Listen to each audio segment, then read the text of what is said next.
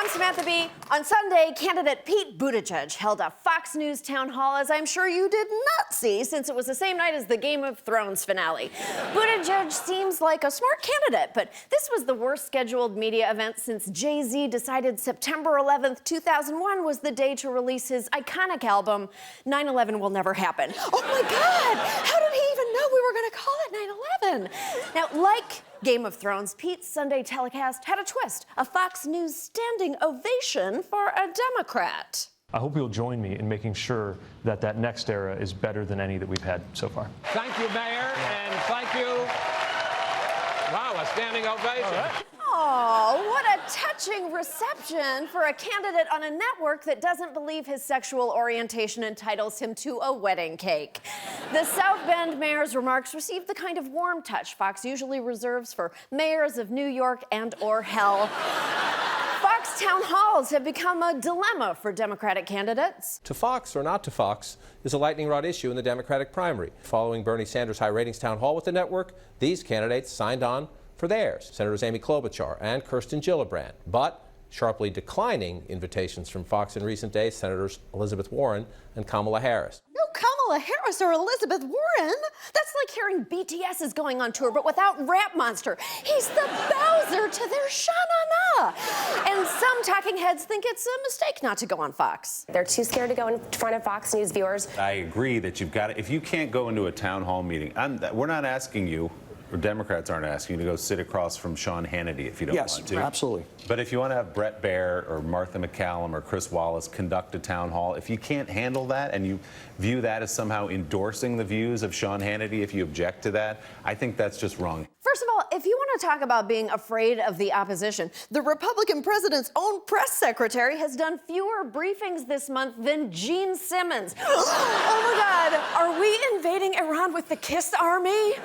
Second of all, if you think Elizabeth Warren and Kamala Harris are scared of talking to anyone, have you met them?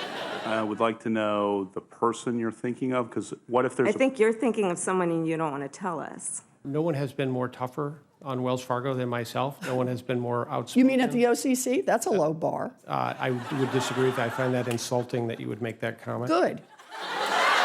Every time one of these women speaks to a Republican, it ends up on a shirt. My entire wardrobe is made of their inspirational quotes and sick burns. Look, Democratic candidates, this is obviously a complex issue. Oh, no, wait, I'm sorry. It's not. You do not have to go on Fox News. I mean, okay, yes. There are some benefits to crossing the media aisle to try to reach new voters. While many Fox News viewers identify as Republicans, some Democrats and independents also get their news from it, which is shocking to me because the only time I watch Fox News is when I want to get rage horny before date night with my husband. It's like BDSM for the soul. Look, it's great to talk to as many voters as possible, but where you talk to them matters. As Elizabeth Warren put it when she refused to appear on the network, Fox News is a hate-for-profit racket, which in all fairness would make it the first profitable racket Donald Trump has ever been involved in. Beyond that, why would you appear on a channel that talks about you like this? Well, Senator Elizabeth Warren, she's running for president, also goes by the name Pocahontas. If you wanted to go with the young buckaroo with flamboyant ideas and an aggressive point of view, maybe you go with Mayor Pete. Kamala, you're not hip-hop. Trump's more hip-hop than you are. Yeah, Jesse Waters knows hip-hop. He locks his car doors every time he hears it. Seriously. Kamala, are you sure you don't want to put yourself in the hands of the journalistic institution that once mistook you for a murderer? The university going on lockdown as police searched the massive campus for the shooter. The suspect, Melvin Rowland, found dead after shooting himself inside a church off campus. Police believe Rowland, a registered sex offender, was the victim's ex-boyfriend. Now, in an earlier version of this story, we showed you the wrong video. We showed you pictures of Senator Kamala Harris instead of Melvin Rowland's mugshot. We apologize for that error.